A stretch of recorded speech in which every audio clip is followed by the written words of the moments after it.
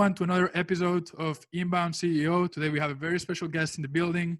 His name is James Carbary. He's the founder of an agency that I don't want to mention because they're my competitors. I'm kidding. It's Fish Media, a podcast producing agency for B2B brands. He's been a contributor for the Huffington Post and the Business Insider, and he's a co-host of the B2B Growth Show, which I've listened to a couple episodes and I've loved, so I highly recommend it.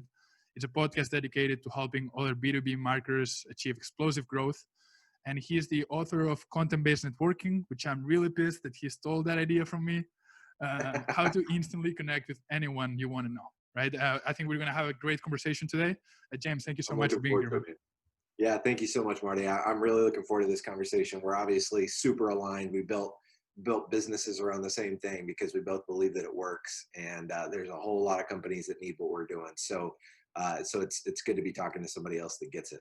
Absolutely. So you and I believe, connected first on LinkedIn, and that's where I wanted to start, right? Reflecting on how social media and LinkedIn specifically has changed the way that we communicate, the way that we network, and the way that we really do business together, right? What are your thoughts on how social has changed the way we talk to one another? Yeah, man, it's been a game changer for me. One of the things that I've been talking about as it relates to LinkedIn that I think we're going to see a lot more companies doing. I'm starting to see Scott Barker from Sales Hacker and Outreach talk about this idea a lot. But I think that you're going to see a lot more companies using employees within their business as marketing distribution.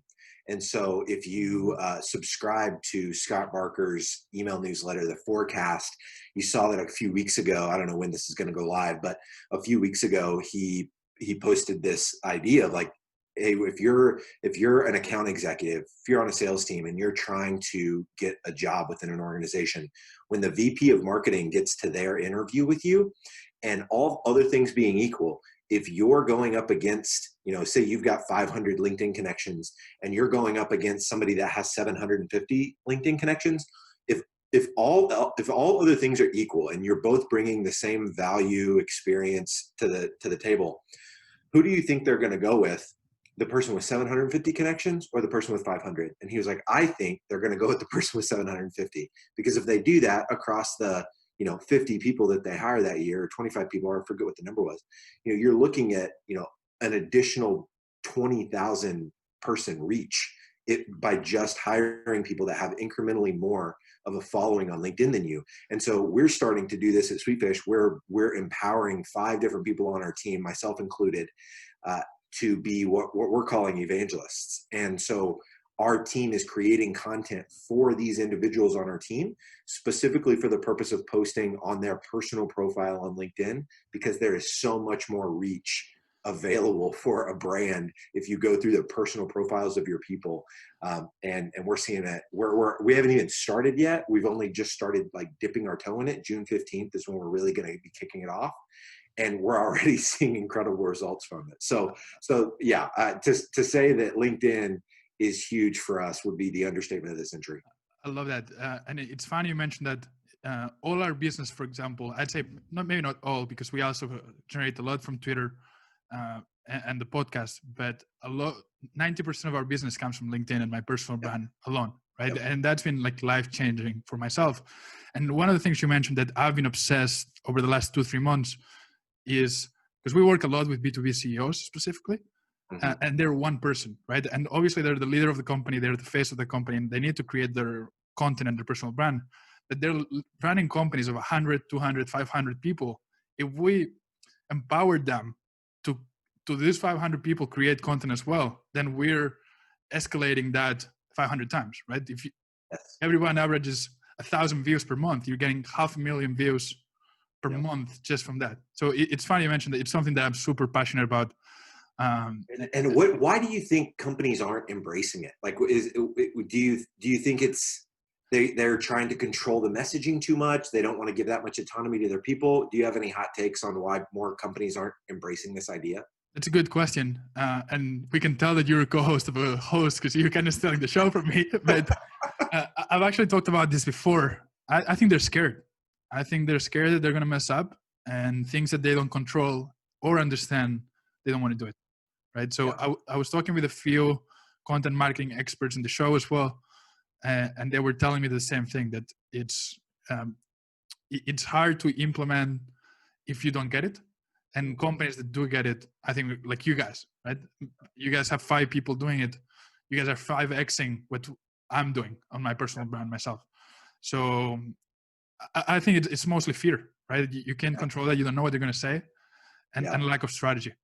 I've heard, I think lack of strategy is huge. I mean, we just went through, we're calling it our evangelist program, and we went through and did like this really in-depth kickoff, getting everybody on the same page. We've got somebody on our team that's dedicated to project managing all of the content for our 5 personal brands. So we're putting real resources. I mean, we've got a full-time person that's dedicated to just making sure that within the next 6 months, all 5 of us are posting 3 times a day on LinkedIn, which is no small feat.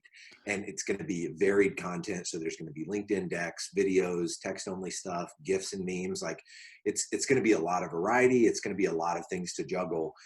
But we've got a very clear strategy for how we're doing it, why we're doing it, what we're going to be doing.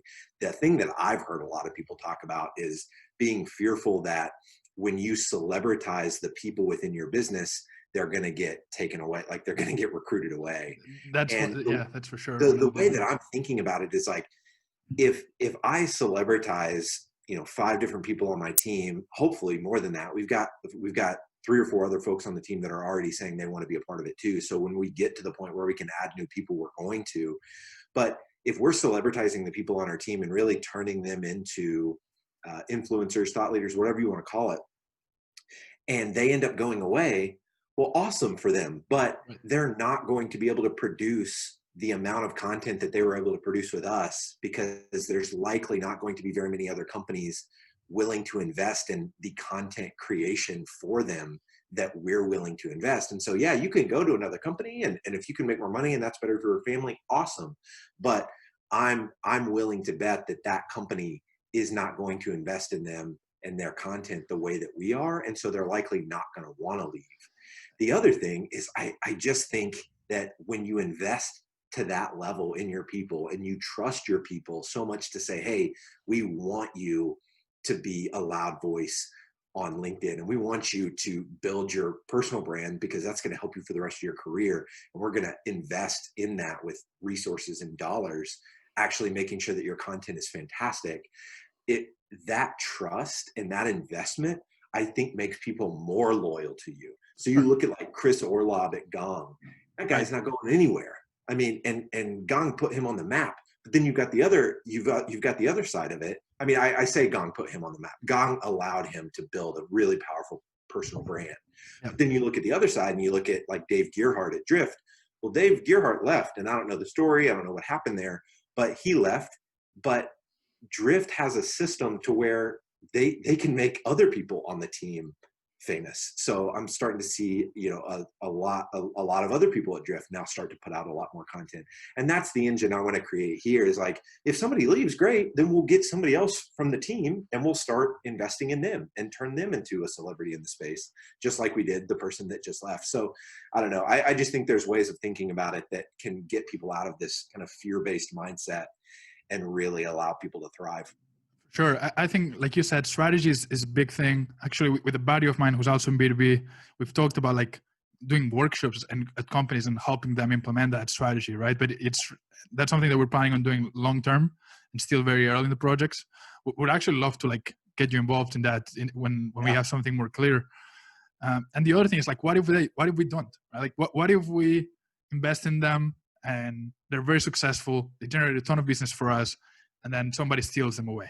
But what if we don't, and we're missing out on a huge opportunity, right? Yep. So for us, and it's what you said, you're investing in them. You have a company where that philosophy is understood by everybody and they get it. They probably won't get it as well in another company that they go. They might make $2,000 more per month, but they're not going to have that freedom. And maybe it's worth it to them, but in many cases, I don't think it is, right? Yeah. So I think if you get it as a company, sure, there's some potential threats, but the advantages overtake completely the negative side. The thing that to go a little bit deeper on LinkedIn that I think is could hopefully be an unlock for folks listening to this. I think one of the secrets to being able to generate enough content so that multiple people in your company can have great content to publish is having lots of pillar content channels. So Sure. this podcast being one, right? Like we're both going to be taking this interview and we're going to chop it up into multiple micro videos. Well, other people on my team are going to be able to publish this video. Just because it's not their face in it doesn't mean they can't publish it and add their 2 cents on top of it. Like, hey, our founder was talking about, with Marty about this idea, this is how it's impacting me in my role. Like, and then they go publish that and that gets, whatever, 1,000, 2,000 views. Just because they're not in it doesn't mean they can't post it. And we've now got multiple types of pillar content. So we've got our show, B2B Growth. We've got an ongoing monthly live event that we're going to be doing called Content Camp. So that's going to be busted up into a bunch of different pieces of micro content. We've started doing this B2B podcasting Q&A once a month. That turns into a ton of micro content. We're doing customer masterminds with our customers every month. That turns into micro content. Our all hands meetings, Logan's sales calls, like if you start documenting different things that are already happening within your business, you're sitting on lots of great content. Our internal podcast, Sweet Talk, that's just for our people, like taking clips from that, using that for content. So content's all around you, but if you can build systems within your business that allow you to create lots of pillar content, then that's going to fuel a content strategy that allows you to empower lots of people within your business to post regularly. For sure. I think content repurposing is the key to unlocking content at scale, right? So we do the same thing. We do this podcast that is more focused on content. We do another one that's focused more on B2B CEOs and their stories. We do a weekly Q&A that's focused most on the European B2B side of things. And then I'm writing a book that I'm also repurposing into written content as well. So like it's what you're saying.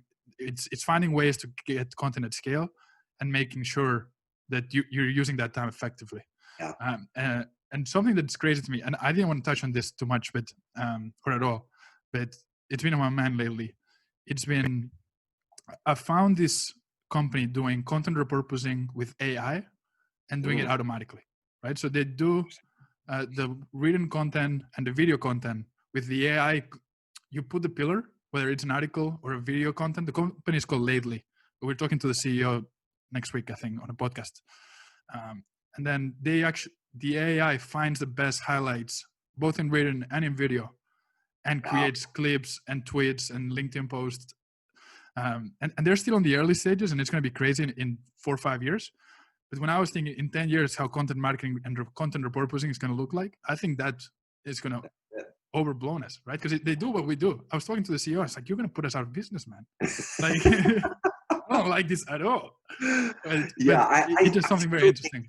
I still think there's so much. I think there's human still element, for opportunity for folks like you and I to win, right? Like, there's not going to be an AI tool that allows you to take an episode and turn it into a really compelling LinkedIn deck. Like we're a long way off from that happening.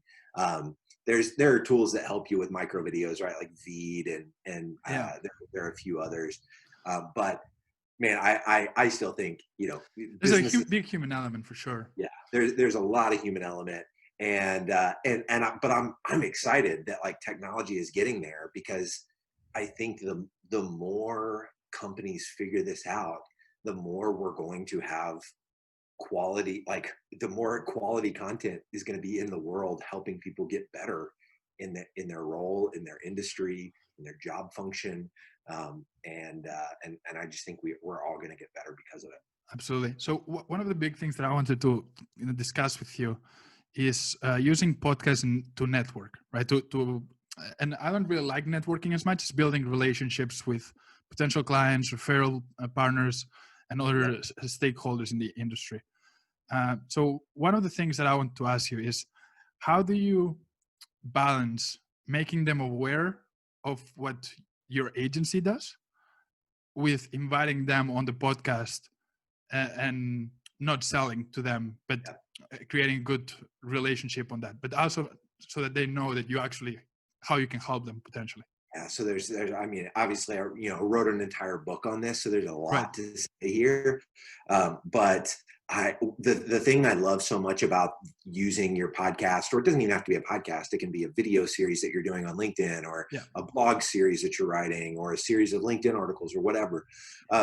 But this idea of using content collaboration as a means to meet whoever you want to meet, because so many people will be willing to collaborate with you on a piece of content, as opposed to just randomly asking to pick their brain, or what so many salespeople do. Hey, can I show you this 15-minute demo? And it's like, man, nobody cares about that. Nobody wants to be sold to, but people do want to be collaborated with. And so I think the way you balance it is, one, doing your homework on the person and understanding what value they could contribute to the series of content you're doing. So if you're doing a podcast or a video series that's all about like how people have responded to this COVID-19 stuff, that's a very specific type of content that you're looking for. And maybe you've seen that person has written an article recently, or they wrote a status update on LinkedIn about something, and reaching out to them contextually based on what they've contributed already, saying, hey, I saw that status that you put up, would love to unpack that idea on a 10-minute episode on our show. Would you be up for doing it? When you add that level of context and telling them why you want to feature them on the show, they're so much more likely to say yes. Now, for a long time, we didn't do that. We were just sending out kind of blanket messaging, and our messaging was short, which is why I think it worked. But we were basically like, hey, so-and-so, would love to feature you as a guest on B2B Growth, up for it, question mark. And that was it, like full stop. Right. We didn't tell them that B2B Growth got 100,000 downloads a month. We didn't tell them that we've had Gary Vee on the show or Simon Sinek on the show. Like, we didn't do any of that stuff, which so many people get tripped up on, and they want to like vomit all of the great things about their show, when in reality, it makes you look like you're trying too hard. Right. Where if you only send a 1 or 2 sentence email asking someone to be on your show, they're much more likely to say yes. But I've realized in probably the last year or two that whenever you add context and like tell somebody why you're wanting them to be on the show and make it about them, not you, the likelihood of them saying yes goes way up. So now you've got them on the show. They've said yes. Now you treat the interview as if you're a journalist. So you're caring deeply about the content, and that's going to come through. So maybe you do a pre-call with him. So it's like, hey, let's jump on for 15 minutes and just talk through kind of the direction of the interview. Here's what I'm thinking based on the interviews we've done in the past and what we have or haven't covered before with other guests. Here's what I'm thinking. What are your thoughts? You think we could elaborate more on this or that? Is there a particular framework that you use to think about this? So you're asking them intelligent questions. And what it's doing is it's communicating to them that you care deeply about the content, and that you care deeply about making sure that they look awesome and that they deliver value to the group of people that you're trying to add value to. And so you do that pre-call, then you jump onto the actual interview itself, and now you've got your outline. Now you've got a really great launching pad to create some great content with them. You're now having your second interaction with them. I found that when you can interact with somebody once, it's good, but we meet all kinds of people one time. When you can meet somebody and interact with somebody a second time, it's magic. Like you connect with them that second time, and it's like you're meeting a friend. Like, oh, you're picking up where you left off. And that I found to be so powerful. So doing a pre-interview, then doing the interview, you'll find, this happened to me literally yesterday. I got to the end of the interview and the guy was like, man, been looking at you guys' website. We're in the early stages of launching a podcast. We need to, I think we need to work with you. Like, what's it look like to work with you? So he brought it up. I didn't even have to bring it up. And so I think when you do it right and you're focused on the content, you don't have to be pushy. But I also think that it's not a bad thing towards the end of the interview, or maybe after the interview has gone live, going back to them and saying, hey, like I've been noticing that you guys are, doing a lot of content in this channel. Have you guys thought about doing a podcast, or whatever it is your services? Obviously our service is podcast production. So that's the angle we're going at it with. But I don't think it's wrong to initiate the sales conversation, but you have to add value to the guest, the person that you're wanting to ultimately do business with, completely independently of what your product or service is. So many people think that the way they add value is in their product or service. But when your value is only your product or service, people they don't perceive it as value. They perceive it as you bugging them, trying to sell them something. But if the value that you add to them is you shining your spotlight on them, this content series you're doing, like you're making them look awesome, and it's content that they can use for their audience, it's content that they can share on LinkedIn, like that is value, and it has nothing to do with the product or service that you sell. That's where the magic is, and that's how I think you balance it. I love that. I think the pre-call is a good idea that I should probably implement as well, because our podcast has been great. Like I mentioned off camera, we're, I think, episode 25. Yeah. And we've created really good, solid relationships, and some of them have turned into clients or into referral partners. But I think we have missed the making them aware of influence podium, right? At some time before or after, there's clients that have come, done the interview, and then left, right? So that's why I was asking you that question. Do you mention that at all beforehand? Like, do you mention Sweet Fish Media at all before, or do you let them check out your LinkedIn or website? Yeah, but what I've noticed, so like when we ask them to be on the show, one, they can see your domain in your Right. email. So before they even respond to your email, they're looking at your website to see if you're legit. And then if you do that pre-call, and that they've just had a 15-minute conversation with you, so the likelihood of them, I would venture to say, of your 25 guests, way more of them have checked out your website than you probably think. I don't think you need to necessarily like go over the top telling them about what you do and who you are, because a lot of them are already checking out your site. But I also don't want people to think that they can't ever mention it. Like, you just have to be really, if you're really jiving with somebody and you can tell, like, man, we're really connecting on this idea or this concept, which happens often, especially if you focus your early conversations on the content instead of what you do. And then figuring out, like, any time that you can integrate like a story, like they shared something and you're like, I was talking to one of our customers about this the other day, we're doing their podcast for them, or we're doing this for them. And this is what they said. What are your thoughts on that? And so that way you're subtly bringing up the work you do for customers in your interviews. That's another thing, another like little nuanced thing that we figured out how to do. But honestly, at the end of the day, like if our guest never turns into a client, we've still won, because we've built a great relationship that could turn into business down the road, whenever they move to another company, or when, whatever, they get promoted at the existing company. But we've created great content that we never know, like that piece of content could be the piece of content that gets somebody to come inbound. And so having the mindset of like, we're creating this content with these people that could potentially be customers, but even if they don't, it's not a loss for us. It's still a win. And with that mindset, I think it's just really hard to lose with this strategy. You win no matter what. Absolutely. Yeah. And I would say it's been the best move I've done in my entrepreneurial career, like starting the podcast, met incredible people. And James, I'd love to talk to you for 3 hours. Maybe we'll do part 2, but I want to get you out of here in 3 minutes, like I promised. So I wanted to ask you one last question regarding the book you wrote, Content-Based Networking, and in what ways did that help you and your company, and what advice would you give to somebody who's writing a book in terms of like marketing or using it to network as well? Any thoughts that you had on the book? I'd love to hear them. Yeah, the book was a grueling process. It was way harder than I thought. We worked with a company called Scribe to do it. So they did the bulk of they did really the bulk of the work. They did the cover design. We ended up using one of our internal writers to actually write the book. He was a better match for my voice, but the process was grueling. It's been incredible though. I mean, I've been featured on a ton of podcasts as a result of the book.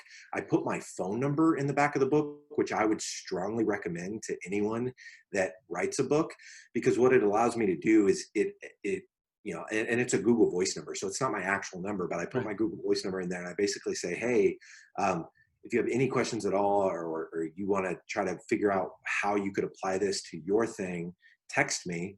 And it gets people texting me. It's also helped with getting book reviews, because when people text me, I'm like, oh, what was your biggest takeaway? And they'll tell me what their biggest takeaway was. And then I'll say, well, did you by chance leave a review on Amazon? And so it's just allowed me to have more intimacy with people reading it and hearing. It's really encouraging to hear stories of people saying like, man, this will change the trajectory of my career. Like, thank you so much.